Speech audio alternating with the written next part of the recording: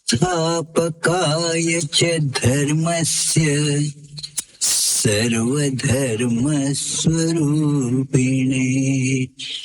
अवतार वरिष्ठाय रामकृष्णाय ते नमः।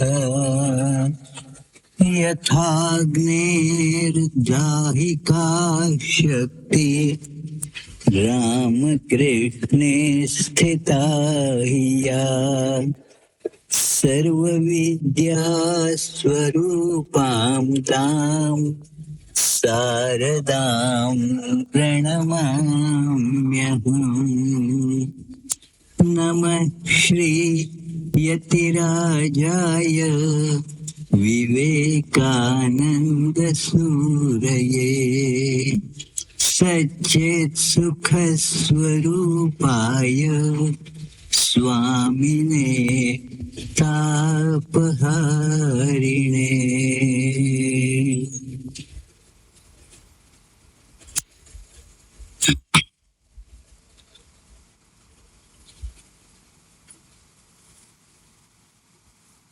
इस आश्रम के प्रमुख और मेरे बहुत समय से मित्र रहे स्वामी योगस्थानंद जी और अन्य जो सन्यासी महानुभाव यहाँ उपस्थित हैं, और जो भी भक्तवृंद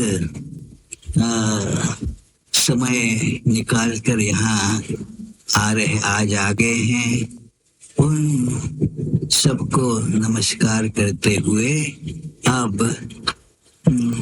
मैं आज का व्याख्यान शुरू करता हूँ। जो योगस्थानंद जी ने मेरे बारे में बताया उसमें कुछ सत्य है जरूर, किंतु उन्होंने जो सारी स्तुति की है वो आप उसकी ओर ध्यान मत देना। साधारण तौर पर यह हुआ करता ही है कि जिस वक्ता को आमंत्रित किया जाता है तो उसकी बहुत स्तुति की जाती है और उसकी तरफ कोई विशेष ख्याल नहीं देता, तो आप भी इसी प्रकार उसे समझ लीजिए।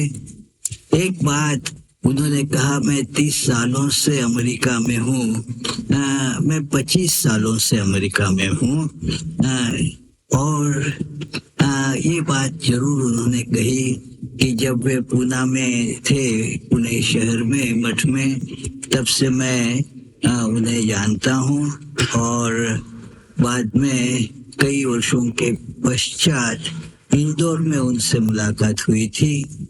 तो बड़ा आनंद हुआ। आज बहुत वर्षों के बाद, मैं कहूँ बहुत दशकों के बाद, रायपुर के इस सुंदर आश्रम में आने का सौभाग्य मुझे मिला। करीब कितने साल हुए होंगे, 37-38 सालों के बाद मैं यहाँ रायपुर के आश्रम में आ रहा हूँ। और वैसे रायपुर के आश्रम में आकर व्याख्यान देने का मेरा यह पहला ही प्रसंग है। आप में से कई लोगों ने यहाँ पर विद्वान वक्ताओं के व्याख्यान सुने हैं। कितने ही विद्वान सन्यासी जैसे कि पूजनीय आत्मानंद जी, निखिलात्मानंद जी,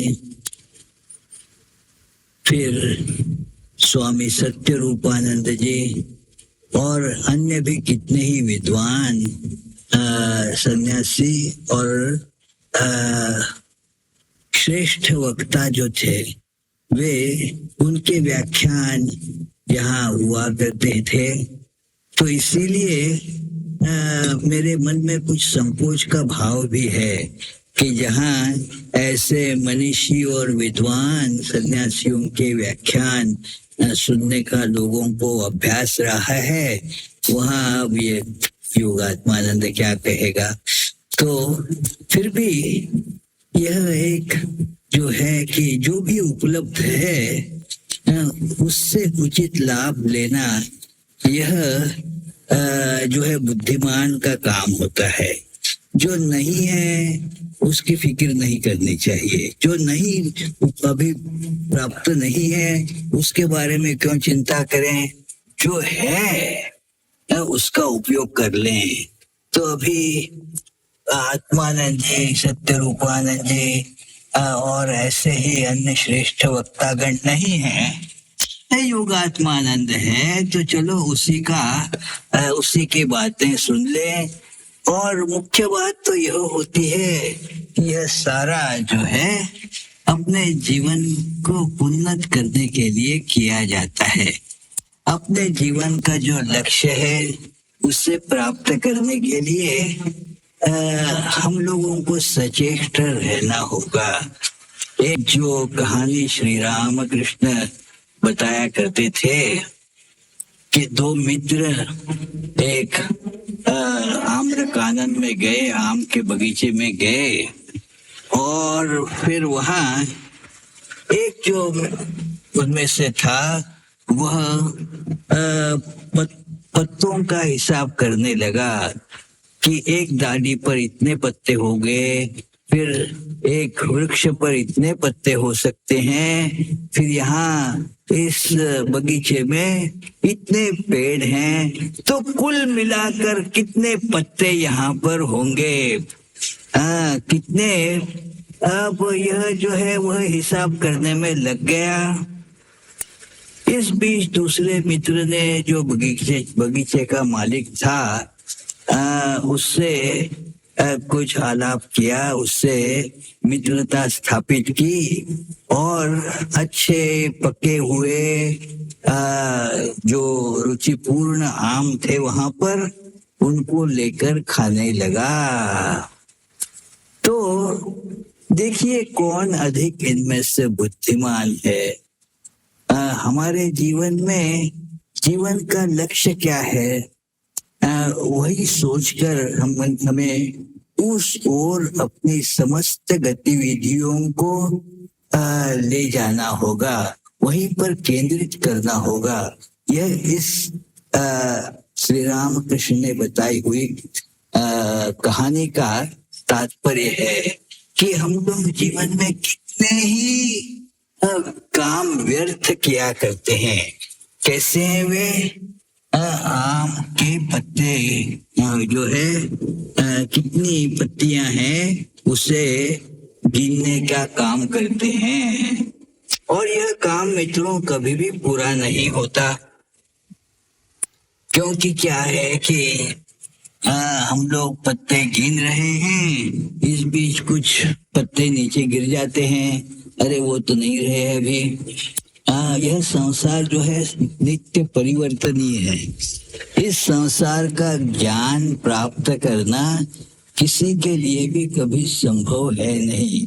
एक बचपन में कहानी सुनी थी, उसका स्मरण आता है कि वो जो अकबर बिरबल की कहानियां आपने बहुत पढ़ी होगी, सुनी होगी। एक कहानी उसमें से ऐसी है कि बादशाह अकबर ने एक दिन अपने दरबार में सभी से पूछा, उसके दरबार में कितने ही जो ज्ञानी गुणी विद्वान थे, तो पूछा उसने कि इस शहर में कितने कौवे होंगे, कितने कौवे हैं। तो कोई तो उत्तर नहीं दे पा रहा था, अरे कैसे, किसने गिने हैं और क्यों, उसकी गिनती करे भी क्यों। तो ये सबको अजीब अटपटा सा लग रहा था कि आखिर कितने कौवे हैं इस शहर में, कैसे गिने उनको। तो सोचने लगे, हमने तो कभी गिने नहीं है, जो भी कितने भी होंगे क्या पता। परंतु बादशाह ने पूछा था, कितने हैं बताइए। तो बिरबल ने कह दिया, 1,38,000 305, 1,38,305। फिर सभी ने पूछा कैसे पता चला, कब गिने आपने? अरे मैंने गिन लिए ऐसे ही। हाँ, यदि आपको संदेह है तो गिनिए। हाँ, 1,38,305 है। और आपकी गिनती में यदि मान लीजिए 2-4 ज्यादा हो गए तो ऐसा समझना चाहिए कि इतने समय में बाहर के किसी शहर से कौवे उड़कर यहाँ आए हैं, या कुछ कम हुए तो यहाँ से कौवे उड़कर कहीं बाहर के दूसरे नगर में चले गए हैं। तो इसीलिए इसका तात्पर्य कोई कर सकता है क्या? नहीं। मेरे कहने का तात्पर्य यह है कि यह संसार सब समय बदलता रहता है। हाँ, यह कैसा है, इसका तत्व कभी भी कोई भी निश्चित रूप से नहीं जान सकता। एक बड़े वैज्ञानिक हो गए जेम्स जीन्स नाम के, जो 1900 के 20वीं शताब्दी के बिल्कुल प्रारंभ में बड़े विख्यात वैज्ञानिक थे। तो वे अपनी एक पुस्तक में लिखते हैं कि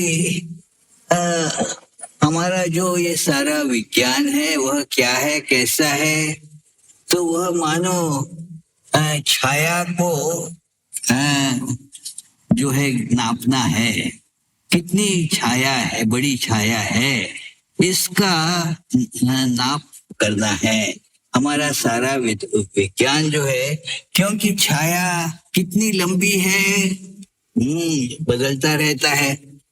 मान लीजिए सुबह बड़े ये जब सूरज निकला है तब आपने एक पेड़ की छाया को अच्छी तरह उसका नाप ले लिया और कहा कि यह देखिए मैंने बहुत कोशिश से इसका अचूक एग्जैक्ट माप लिया है कि यह 18 फुट और 10 इंच की है। 18 फुट 10 इंच। तो सभी ने उसकी बड़ी सराहना की, अरे वाह वाह, यह इतनी सूक्ष्मता से और काफी परिश्रम करके उसने इस पेड़ की छाया का नाप हमें समझा दिया। अब क्या हो रहा है, सूरज ऊपर आ रहा है, अब छाया वैसी ही नहीं रही। तो किसी को संदेह होता है कुछ समय के बाद, क्या यह सचमुच 17 फुट 10 इंच है? नहीं नहीं, गिनती में कुछ फर्क हो गया है, ठीक से उसे मेजर नहीं किया गया। तो फिर से नापना शुरू करता है और कहता है, अरे पहले जिसने वह गिनती की थी वो मूर्ख था। अरे 17 फुट 10 इंच नहीं, यह केवल 8 फुट 4 इंच है।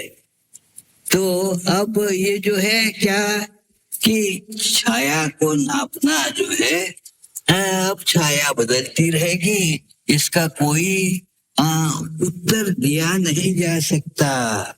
तो यह दुनिया भी इसी प्रकार है, और इसीलिए इस दुनिया के बारे में जो विज्ञान बताया जाता है, जो सारा जिसे भौतिक विज्ञान कहते हैं, जेम्स जीन्स जो एक अपने समय के बड़े ही विख्यात वैज्ञानिक थे, वे लिखते हैं कि हमारा जो समूचा विज्ञान है वह कैसा है, इस छाया को नापने के समान है, और इसीलिए इसमें कोई स्थिरता नहीं है। इसीलिए क्या कि जो नित्य है, जो सत्य है, उसे जानने का प्रयास मनुष्य ने करना चाहिए, और जिसे जानकर हम लाभान्वित हो सके ऐसे ज्ञान को प्राप्त करने की प्रचेष्टा जीवन में होनी चाहिए, जिससे हमारा जीवन धन्य हो जाए, आनंद से भर जाए। ऐसा कुछ प्राप्त करना चाहिए। इसलिए यह दृष्टांत दिया है कि जो आम के पत्ते गिरने से भला क्या होगा। मान लीजिए आपने बहुत गिन के उसका जो है कि उसका अंक प्राप्त किया कि इतने पत्ते हैं, आखिर क्या लाभ हुआ। मान लो 20-25 कम थे या ज्यादा थे, इससे तो कोई लाभ नहीं हुआ। तो वह जानने की कोशिश करनी चाहिए कि जो ज्ञान प्राप्त करने से जीवन धन्य हो जाए। तो यहाँ मुझे याद आती है एक मुंडक उपनिषद की बात। वहां पर एक सवाल पूछा जाता है। उस सवाल से ये उपनिषद का प्रारंभ होता है कि ऐसा क्या है जिसे जानने से सब कुछ जाना जाता है। तो वहां उत्तर में ऋषि नहीं यह तुरंत बताते कि ये जान लो कि सब जानना हो जाएगा। पहले कहते हैं कि जानना ही तो 2 प्रकार का होता है। जानना 2 प्रकार का होता है। एक है अनित्य वस्तुओं का ज्ञान। उससे उन्होंने कहा कि निम्न स्तर का ज्ञान, अपरा विद्या। अपरा मतलब अपर मतलब निम्न स्तर का, अपरा विद्या। उसका भी ज्ञान प्राप्त करना चाहिए। वे ये नहीं कहते कि उसका ज्ञान प्राप्त मत करो। कहते हैं संस्कृत में बड़े सुंदर शब्द हैं, वे विद्ये वेदितव्ये पराच अपराच। अपरा विद्या क्या है कि ये संसार में जो बदलती चीजें हैं, सारा बदलने वाला है। आज एक प्रकार का और कल दूसरे प्रकार का। मैं जब कुछ करीब 38 साल पहले यहाँ आया था, तब यह आश्रम और अभी जो दिख रहा है वह, इसमें कितना अंतर है, क्योंकि यह बदलता रहता है। यह संसार कितना बदलता है। रायपुर शहर उस समय जैसा था, जिस समय स्वामी विवेकानंद जी यहाँ आए थे, यहाँ उनके बचपन के कुछ दिन उन्होंने रायपुर में बिताए थे। तो उस समय रायपुर कैसा था और अब कैसा है, इसमें कितना अंतर है। तो ये बदलती सारी चीजों का ज्ञान, इसे निम्न स्तर का ज्ञान कहा गया है, अपरा विद्या। और जो जानने से मनुष्य धन्य हो जाता है, कृतकृत्य हो जाता है, जो न बदलने वाला है, उसका ज्ञान जो है उसे कहते हैं पराविद्या। पराविद्या उसके उसी उपनिषद में ऋषि उसकी एक परिभाषा देते हैं कि परा यया तदक्षरम अधिगम्यते। परा विद्या वह है जिससे वह न बदलने वाला जो है उसका ज्ञान प्राप्त होता है। अक्षर मतलब जिसमें कोई परिवर्तन नहीं होता, उस अक्षर का ज्ञान जिससे प्राप्त हो वह है पराविद्या। तो दोनों का ज्ञान प्राप्त करना चाहिए जितना हो सके। एक ज्ञान से हमारा जो परिवर्तनीय जीवन है उसमें कुछ सहायता मिल सकती है कि चलो हम लोग कपड़े पहन लें, कहाँ कैसे कपड़े पहने और उसे कैसे बनाएं, सड़कें कैसी बने, ये सारी जो बिल्डिंग्स हैं उसका विज्ञान, उसके बनाने का तकनीक और ये कैसा होना चाहिए, ये सारा जो है आवश्यक है। यद्यपि बदलता रहता है, परंतु इससे अधिक महत्वपूर्ण है उस अक्षर सत्ता का ज्ञान, जिस ज्ञान के द्वारा हमारा जीवन पूर्ण रूप से कृतार्थ हो जाए, जीवन का लक्ष्य हमें प्राप्त हो जाए। वह ज्ञान जो है उसकी प्राप्ति बड़ी महत्वपूर्ण है। इसीलिए श्री राम कृष्ण सब समय कहा करते थे कि भगवत प्राप्ति ही मनुष्य जीवन का एकमात्र उद्देश्य है। क्या बड़ा ही महत्वपूर्ण श्री राम कृष्ण का यह संदेश रहा है कि जीवन का लक्ष्य कौन सा होना चाहिए। क्या है जीवन का लक्ष्य? बिल्कुल दुविधा में न पड़ते हुए वे कह देते हैं कि मनुष्य जीवन का एकमात्र लक्ष्य है ईश्वर की प्राप्ति, भगवान की प्राप्ति, जो हमारी आत्मा है। भगवान हमारी आत्मा है। देखिए भगवत गीता में भी इस बात को दोहराया गया है। वहां भी इस बात को कहा है कि मैं सबके के हृदय में वास करता हूँ। श्री कृष्ण भगवान कहते हैं कि सबके हृदय में मेरा वास है। तो यहाँ पर हम सब समान हैं मित्रों, कि हम सब कहाँ समान हैं, तो वहां समान हैं। जैसे मान लीजिए, एक उदाहरण के तौर पर बता रहा हूं कि आप कितने ही देखते हैं जलाशय हैं, कि आप लोगों के पास आजकल सभी एक जल की बोतल साथ में रखते हैं पानी पीने के लिए। गर्मी के दिन हैं और कहाँ अच्छा पानी मिले न मिले, तो इसीलिए साथ में जल की बोतल रखते हैं। तो उस बोतल में भी जल है, इस जो है कि प्याली में जल है, बादलों में जल होगा, नदियों में जल होगा। अब ये जो है जल के आधार अलग अलग हैं, परंतु जल तो वही है, सब में एक ही जल है। तो वैसे ही मान लो आप सब पानी की जैसी बोतलें हैं ना, तो उस प्रकार की बोतलें हैं हम सब। अब अपना शरीर मानो वही है, पानी की एक बोतल है, इसके भीतर क्या भरा हुआ है, बोतलें ये अलग अलग हैं, किंतु जल तो वही है। तो वैसे ही हमारी जो आत्मा है उसमें कोई अंतर नहीं, यहाँ और वहाँ ऐसा भेद वहां पर नहीं है। सबके भीतर वही एकमात्र भगवान विराजमान है। इसका ज्ञान प्राप्त करने से क्या होता है कि जीवन आनंद से भर जाता है, सारी इच्छाएं समाप्त हो जाती हैं, क्योंकि अन्य कोई इच्छाओं का कभी अंत नहीं होता।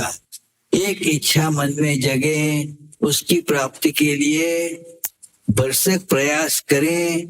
जिस वस्तु की इच्छा की थी, मानो वो वस्तु मिल भी गई, तो भी उस वस्तु से जो वास्तविक जो सुख प्राप्त कर होना था वह तो नहीं मिलता है। तो इसीलिए वैसी इच्छाएं कभी पूर्ण नहीं होती। तो वह इच्छा कि जिससे मैं सत्य का ज्ञान प्राप्त करूं, जो वास्तविक है, जो बदलता नहीं है, उस परमार्थ सत्य का ज्ञान प्राप्त करूं। और वह कैसा है? आनंद से पूर्ण है। क्योंकि आनंद कैसे होता है? आनंद कहीं भी बाहर से आनंद नहीं आता।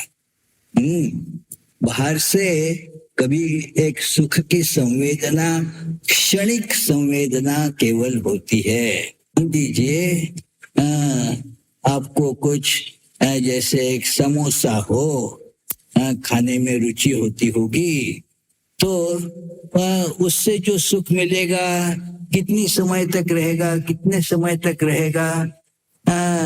एक 5-7 सेकंड यहाँ से यहाँ तक, जब तक वह नहीं जाता तब तक ही उस सुख का आभास होगा, बाद में वह चला जाएगा।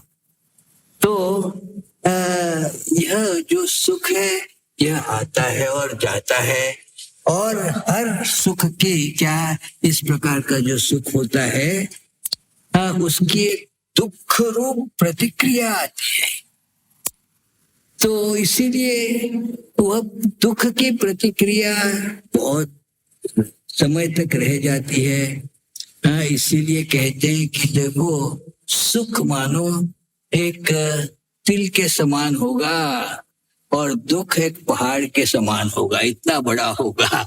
तो इसीलिए हमारा जीवन इन वासनाओं से, इन इच्छाओं से, दुख से भरा रहता है। जब यह आत्मज्ञान प्राप्त होता है कि मैं कौन हूँ, इसका ज्ञान प्राप्त होता है, मैं भगवत स्वरूप हूँ, यह समझ में आता है, तब और कोई प्राप्तव्य शेष नहीं रहता। हम आनंद स्वरूप हैं। यह ज्ञान प्राप्त करने के बाद और कुछ प्राप्तव्य बचता ही नहीं है, और किसी दूसरी वस्तु की ओर दौड़ने की इच्छा भी नहीं हो सकती, क्योंकि जो भी प्राप्त करना था उसे प्राप्त कर लिया है। और इससे जीवन परिपूर्ण हो जाता है। नहीं तो इच्छा से हम लोग बद्ध हो जाते हैं, दुखी हो जाते हैं, मुझे यह चाहिए, ऐसा जब भाव आता है तो यह अपूर्णता का जो है परिचायक होता है। मुझे यह चाहिए मतलब क्या, अभी नहीं है मेरे पास, और वह बात खल रही है कि मेरे पास वह है नहीं। तो इसीलिए मनुष्य दुखी बन जाता है। इच्छाओं के कारण मनुष्य दुखी बन जाता है। और जब यह ज्ञान हो जाता है कि यही सब कुछ है, मैं ही सब कुछ हूँ, तो सारी इच्छाओं का अंत वहां हो जाता है, क्योंकि जीवन सुख से, आनंद से भरपूर हो जाता है। एक जो कबीर जी की एक कहानी है, एक जो है उनकी उक्ति है, बड़ी प्रसिद्ध है, जिसका गाना भी आपने सुना होगा कि पानी में मीन प्यासी, मोहे सुन सुन आवत हासी, पानी में मीन प्यासी। अब सोचिए तो क्या कि हम लोग प्यासे हैं तो जाकर जल पीते हैं। अब मछली कभी प्यासी होगी क्या पानी में? नहीं। हमारी अवस्था ऐसी है कि यहाँ हम लोग दुखी कैसे होते हैं? अरे सुख सागर ही हमारा स्वरूप है, फिर भी हम दुखी रहते हैं। तो यह मानो मछली पानी में रहकर प्यासी है। हम सुख स्वरूप हैं, यह ज्ञान प्राप्त होना चाहिए। तो कैसे होगा यह? तो पहली बात है कि इस पर दृढ़ विश्वास होना चाहिए कि हाँ, मैं सुख स्वरूप हूँ। बाहर की किसी भी चीज में यह शक्ति नहीं है कि मुझमें वह कुछ सुख डाल दें। वहां है ही नहीं तो कैसे डाले? हर कोई जो है कि भिखारी है सुख का। कैसे हमें सुख मिलेगा किसी से? हमारा जीवन इसलिए एक भिखारी का जीवन बन जाता है। हम कहते हैं हे पैसा मुझे कुछ सुख दे, हे पुरुष मुझे कुछ सुख दे, हे स्त्री मुझे कुछ सुख दे। इस प्रकार अब कौन किसको सुख देगा? सभी भिखारी हैं। हाँ, किसी को इसीलिए सुख नहीं मिलता जब तक वह जान नहीं लेता कि अरे मैं स्वयं ही तो सुख स्वरूप हूँ। तो यह जो है समझ लीजिए, हमें समझ लेना होगा कि सुख हमारा स्वरूप है। हाँ, और ये इस पर दृढ़ विश्वास रखना चाहिए कि हाँ, मैं आत्म स्वरूप हूँ, सत स्वरूप हूँ, आनंद स्वरूप हूँ। तो इस विश्वास के साथ हम जब आगे बढ़ते हैं तो फिर उसका चिंतन करने लगते हैं, उस पर ध्यान करने लगते हैं कि हाँ, मैं सुख स्वरूप हूँ। तो मन को फिर अन्य वस्तुओं से हटाकर यह जो प्राप्तव्य है, यह जो हमारे जीवन का उद्देश्य है, लक्ष्य है, उस पर केंद्रित करना चाहिए, उस पर लगाना चाहिए। यह एक आध्यात्मिक जीवन में एक महत्वपूर्ण बात होती है, जिसे सामान्य रूप से ध्यान की संज्ञा दी जाती है। ध्यान करो। तो ध्यान का मतलब यहाँ यही होता है कि अन्य जो सारी अनित्य वस्तुएं हमें आकर्षित करती रहती हैं, उनसे मन को हटा लो और जो सत्य है, जो सुख से भरपूर है, आनंद से परिप्लुत है, उस पर मन को एकाग्र करो। तो इसे ध्यान कहते हैं।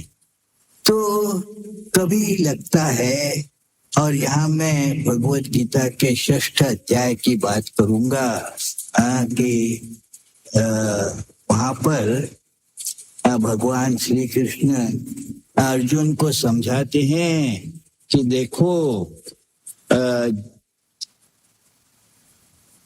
यम लब्ध्वा चा परम लाभम मन्यते नाधिकम ततः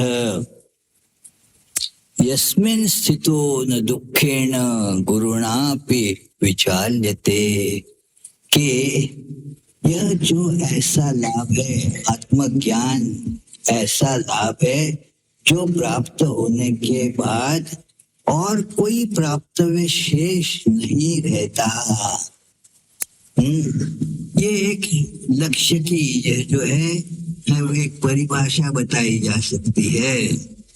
एक बार बहुत पहले जब मैं, जैसे ये अच्छे बुद्धिमान छात्र यहाँ बैठे हैं, देखिए कितनी सुंदर उन्होंने आरती का गान गाया, तबला बजाया, बहुत अच्छा। तो एक समय जब मैं ऐसा ही छात्र था, कॉलेज में पढ़ने वाला, तो यह बात सुनी कि जीवन में एक लक्ष्य होना चाहिए, परंतु लक्ष्य कौन सा होना चाहिए? तो एक स्वामी जी, उनसे बात हुआ करती थी, तो उनसे पूछा कि कौन सा लक्ष्य होना चाहिए? तो वे जानते थे कि मैं एक गणित और विज्ञान का विद्यार्थी हूँ। तो उन्होंने कहा, अरे देखो, पहले लक्ष्य की परिभाषा निश्चित करो और तब उसको ढूंढ सकोगे। यदि क्या लक्ष्य किसे कहना चाहिए यही न जानो तो उसे खोजेंगे कैसे? तो लक्ष्य की एक परिभाषा निश्चित करो। तो मैं सोचने लगा क्या होगी, तो फिर उन्होंने यह बात कही जो भगवत गीता ने अभी बताई कि जिसकी प्राप्ति से और कुछ प्राप्तव्य नहीं रहता है वह जीवन का लक्ष्य हो सकता है। क्योंकि यदि आपको कुछ प्राप्त हो जाए और उसके बाद भी कुछ प्राप्तव्य शेष रहता है तो जो प्राप्त हुआ उसको लक्ष्य कैसे कहेंगे?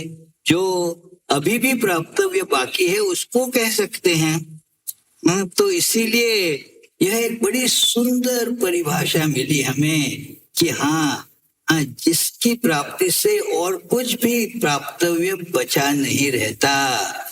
तो ऐसा क्या है, सोचिए तो। एक पहली बात कई लोगों को लगती है, वहाँ प्रोविडेंस में मैं कई स्कूलों में जाता हूँ, यहाँ वेदांत और हिंदू धर्म की कुछ बातों जो चर्चा करने के लिए वहाँ जाता हूँ, और विद्यार्थी सारे और उनके शिक्षक भी बहुत सावधानी से उसे सुनते रहते हैं कि, और मैं भी उनसे प्रश्न किया करता हूँ। तो मैंने एक छात्र से पूछा कि अरे तुम क्या चाहते हो जिंदगी में? तो उसने उत्तर दिया, मैं बहुत धनी बनना चाहता हूँ, बहुत पैसा प्राप्त हो जाए, यह मेरी कामना है। तो हमने उससे कहा कि देखो, मान लीजिए कितना धन तुमको लगेगा, क्या यह उतना धन मिल जाए तो बाद में और कुछ धन की इच्छा नहीं रहेगी या और कोई इच्छा नहीं रहेगी? तो वह कुछ अचंभित हो गया। सोचा उसने कि देखते हैं हम लोग कि कितना भी धन मिले और अधिक धन की इच्छा रहती है मन में, थोड़ा और मिल जाए, थोड़ा और मिल जाए। श्री राम कृष्ण एक कहानी बताया करते थे, सोने से भरे 7 घड़ों की। एक साधारण नाई था, राजा के, उस समय के राजा के लिए यह नापित का कर्म किया करता था, और राजा का वैसे काफी प्रिय व्यक्ति था। तो एक दिन उसको स्वप्न में दिखा कि एक कोई देवी उससे कह रही है कि यहाँ पर तुम जाओ, वहां पर खोदो, जमीन खोदो, और उसके अंदर तुम्हें जो है धन से भरपूर, सोने से भरपूर 7 घड़े मिल जाएंगे। तो बस यह बात सुनते ही क्या हो गया, पहले उसकी नींद हराम हो गई। मतलब देखिए, धन का पहला परिणाम क्या होता है, अभी तक कम से कम अच्छी तरह सो रहा था, अभी ये केवल पैसे की खबर लगते ही पहली बात है कि नींद हराम हो गई। फिर किसी को न बताते हुए वह उस जंगल में गया, खोजबीन की कौन सा स्थान होगा, और जो देवी ने बताया था उसके मुताबिक ठीक स्थान मिल गया। फिर वहां पर जमीन खोदा तो उसको दिखा, अरे हाँ 7 घड़े हैं। तो सब छुपा कर ले आया और अपने मकान में कहीं छुपा कर रख दिया, और फिर उसने खोलकर देखा 6 घड़े तो पूर्ण रूप से सोने से भरे हुए थे। एक घड़े में वो पूरा नहीं भरा था, केवल 90% भरा था, अभी 10% और बाकी था। तो उसने मन में ठान ली कि यह 10% पूरा होना चाहिए, पूरा कर दूंगा इस घड़े को, 7वें घड़े को पूरा कर दूंगा। तो उसने फिर जो अपने खर्चे में कटौती करना शुरू किया, राजा से कहा, अरे कितनी महंगाई हो गई है राजा, इतने वेतन से कैसे होगा, चलेगा, और वेतन मेरा बढ़ा दीजिए। तो राजा ने सोचा अच्छा है, चलो देख बढ़ा देंगे, तो बढ़ा दिया।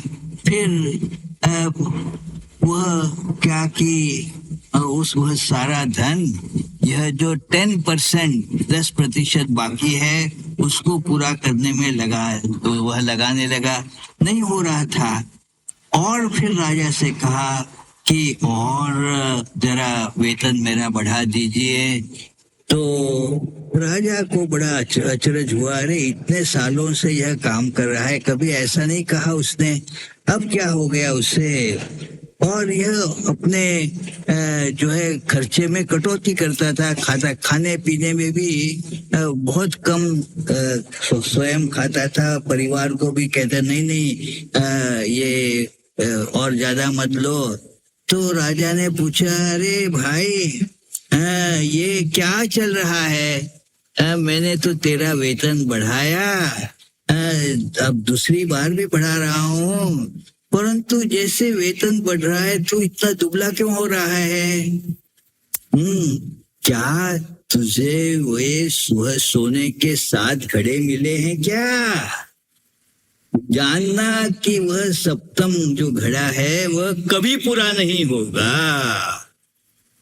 यही हमारे जीवन की मित्रों शोकांतिका समझ लीजिए कि अरे ये प्राप्त होना चाहिए, वह प्राप्त होना चाहिए, इसके लिए प्रयास करो। जीवन भर प्रयास करते करते जीवन जो है समाप्त हो जाता है और कुछ भी हाथ नहीं लगता। तो इसीलिए बात यह है कि जो वास्तविक सत्य है, जो वास्तविक आनंद स्वरूप है, उसकी प्राप्ति के लिए प्रयास करें, वही जीवन का एकमात्र लक्ष्य है। तो अब अर्जुन यहाँ प्रश्न करता है, बड़ा महत्वपूर्ण प्रश्न है मित्रों, कि हाँ बात तो ठीक लगती है, ठीक प्रतीत होती है कि उस पर ध्यान करना चाहिए, मन को अन्य विषयों से हटाकर केवल भगवान पर केंद्रित करना चाहिए। समझ में तो आ गई बात, किंतु बड़ी कठिन प्रतीत होती है। तो वह भगवान से, श्री कृष्ण से यह प्रश्न पूछता है कि यह जो बात कही भगवान तुमने, यह तो बड़ी कठिन है। मन इतना चंचल है कि उस पर नियंत्रण लाना और उसे आत्मा में केंद्रित करना यह कितना कठिन है। असंभव प्रतीत होता है कि यह मन इतना चंचल है। चंचल हम ही मन कृष्ण प्रमाथि बलवत् दृढ़म तस्या हम निग्रहम मन्ये वायोरिव सुदुष्करम।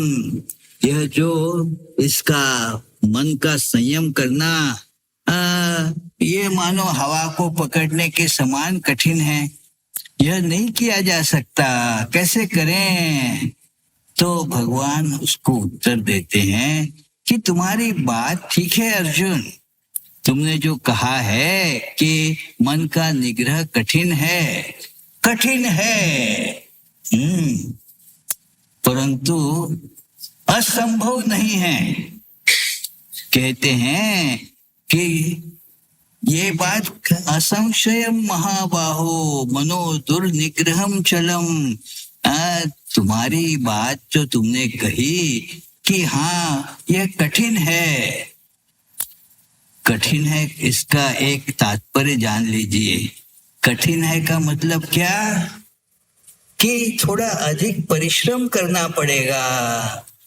कठिन मतलब असंभव, इम्पॉसिबल नहीं। कठिन का मतलब है कि हो सकेगा, उसके लिए भरसक अधिक प्रयास करना होगा, इतना ही कठिन का तात्पर्य होता है। कोई कार्य कठिन है, मुझे एक उसका दृष्टांत अच्छा लगता है कि ये मानो आपको बताया गया कि यहाँ से काशी पैदल जाओ, हाँ क्या सहज है या कठिन है? काशी पैदल जाओ, तो क्या बताइए ना, सहज है या कठिन है?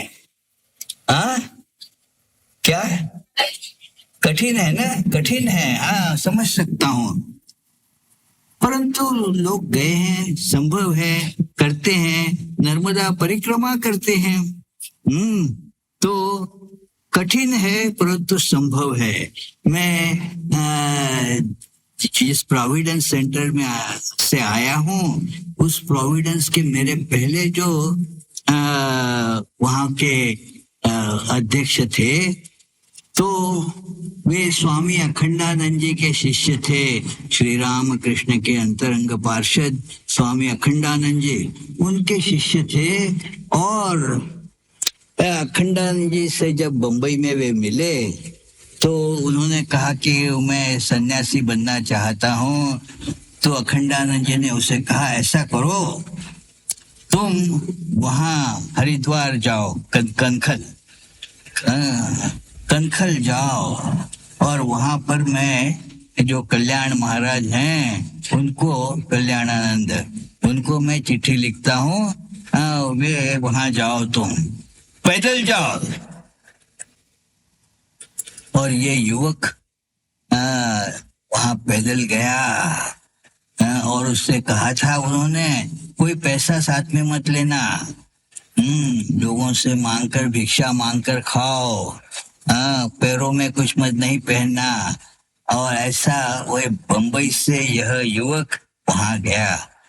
आप पढ़ सकते हैं, उनकी सुंदर एक पुस्तक है छोटी सी, कि जो कल्याणानंद जी के बारे में उन्होंने लिखा है, यू विल बी ए परमहंस। सो वे स्वामी सर्वगतानंद जी वे गए थे इतना लंबा फासला पैदल प्राय जाके, तो करते हैं लोग। परंतु आपको यदि कहा जाए कि देखो यह जो क्षितिज दिख रहा है ना, ये क्षितिज तक पैदल जाओ, तो वह क्या सहज है या कठिन है? क्या है?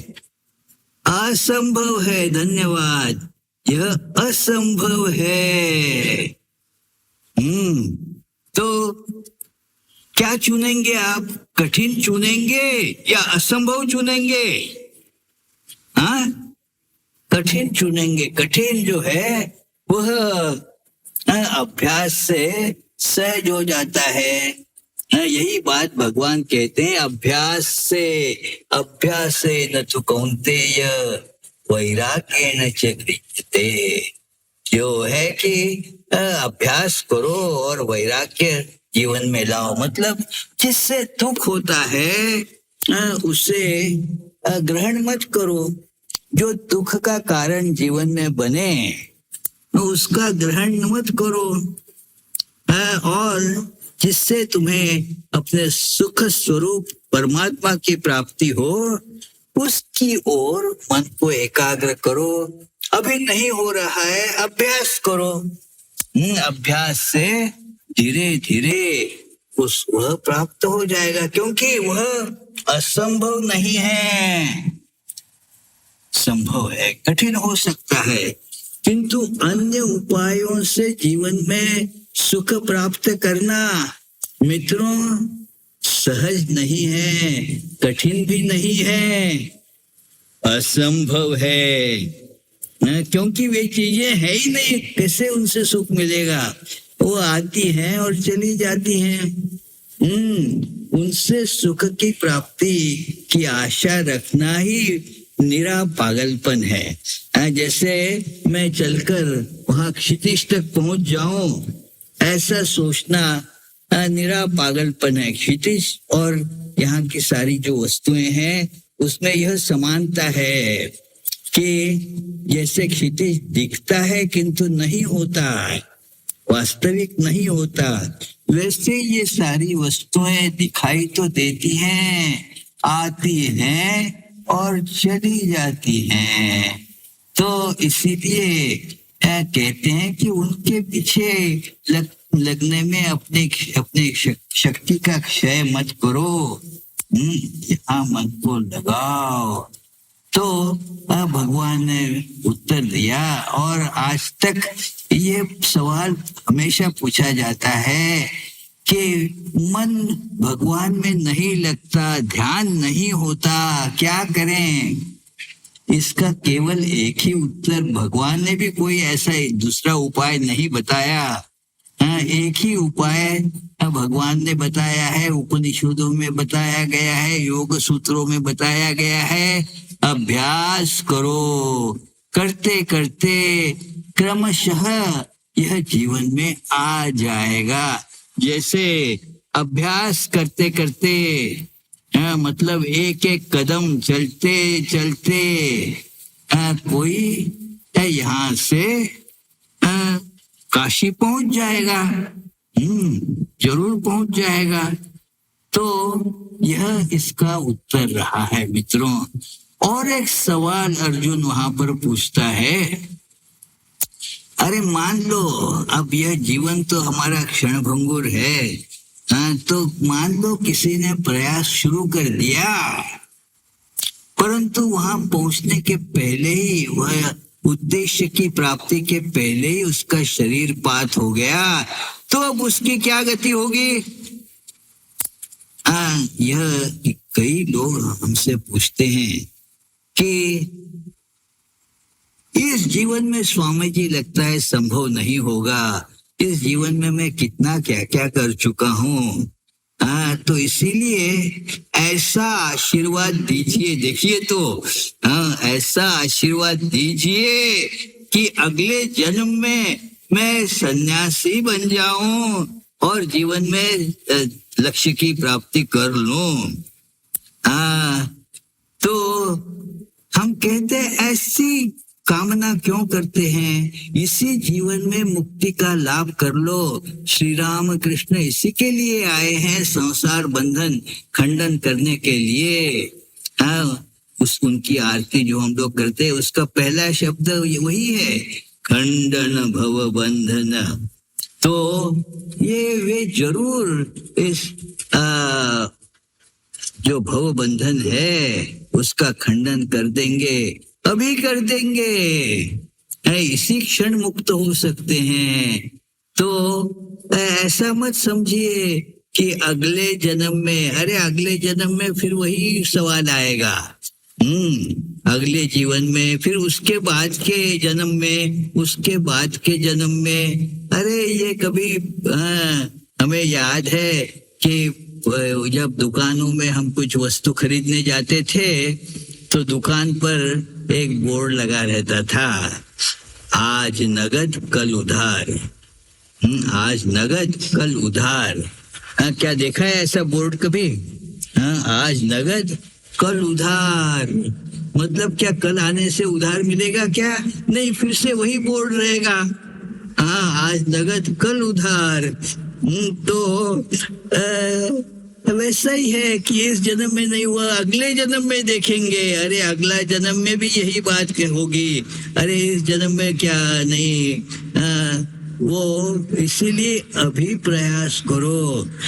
भगवान जो अर्जुन का प्रश्न है कि मान लीजिए मैं मर गया कोई, तो उसकी क्या गति होगी? तो भगवान कहते हैं कि अरे कोई ये गति दुर्गति नहीं होगी उसकी।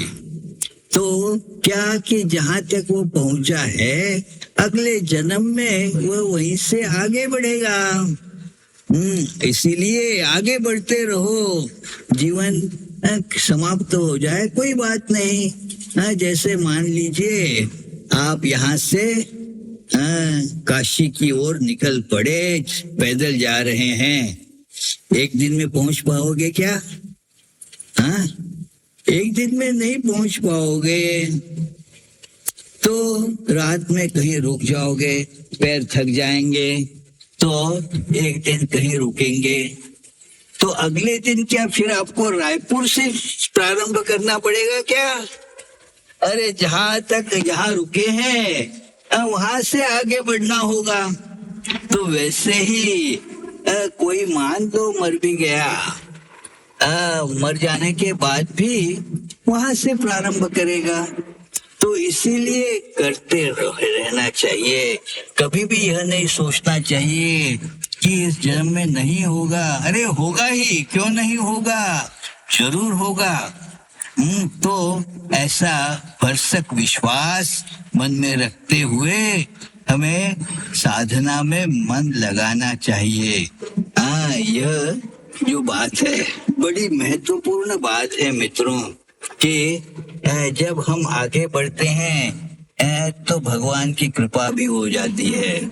हाँ, कई लोग उदाहरण देते हैं कि अरे श्री राम कृष्ण ने वो नरेंद्र नाथ को स्पर्श किया, इसीलिए उसको वह ब्रह्म ज्ञान इत्यादि हुआ। हमको स्पर्श करते तो हमारा भी हो जाता। अरे श्री राम कृष्ण का स्पर्श अभी भी वैसा ही विद्यमान है। हम लोगों को नरेंद्र नाथ के समान बनना होगा ना, तब तो उसका वह स्पर्श हमें होगा। कितने लोगों को श्री राम कृष्ण ने यूं ही स्पर्श किया होगा। उनके जीवन में कोई ब्रह्म ज्ञान उपस्थित हुआ हो ऐसी बात नहीं है। तो वह जो है कि हम लोगों को कोशिश करनी चाहिए। श्री राम कृष्ण माता जी कहती हैं शारदा देवी कि श्री राम कृष्ण के आगमन से मानो मुक्ति का द्वार खुल गया है। मुक्ति के दालन में प्रवेश करने के लिए श्री राम कृष्ण ने जो है बोल्ट खोल दिया है। अभी आपको थोड़ा सा धक्का देते ही खुल जाएगा। तो बस उतना आपको करना है कि थोड़ा सा ढकेल तो दरवाजा खुल जाएगा। बस इतना विश्वास दिल में होना चाहिए कि हाँ, अरे मैंने श्री राम कृष्ण की बात सुनी है, मैंने उनसे कृपा लाभ की है और इस जीवन में मैं इसीलिए पूर्ण विश्वास रखता हूँ कि परमात्मा की प्राप्ति होकर ही रहेगी। उनकी कृपा से जरूर परमात्मा की प्राप्ति होगी। ऐसे विश्वास के साथ हमें आगे बढ़ना चाहिए। तो मित्रों, ऐसे ही कुछ ये दो चार बातें आपसे करने का यह जो सौभाग्य मुझे आज यहाँ मिला, उसके लिए मैं मेरे प्रिय योगस्थानंद जी और अन्य सभी जिन्होंने इस आयोजन में योगदान दिया, उन सबका मैं बहुत आभारी हूँ। जब मैं शाम को करीब 4:15 बजे यहाँ आया तो मेरा बड़ा ही भावभीना स्वागत किया गया, जिसके लायक मैं वैसे तो हूँ नहीं, परंतु फिर भी इस प्रकार का स्वागत ये सन्यासियों ने किया और मैं बड़ा ही आभारी हूँ कि मुझे यहाँ आने का सौभाग्य फिर मिला है और आप लोगों से कुछ चंद बातों पर, आध्यात्मिक बातों पर चर्चा करने का भी सुअवसर प्राप्त हुआ है। मैं आप सभी को धन्यवाद देता हूँ और मेरी वाणी को यहीं विराम देता हूँ। नमस्कार मित्रों।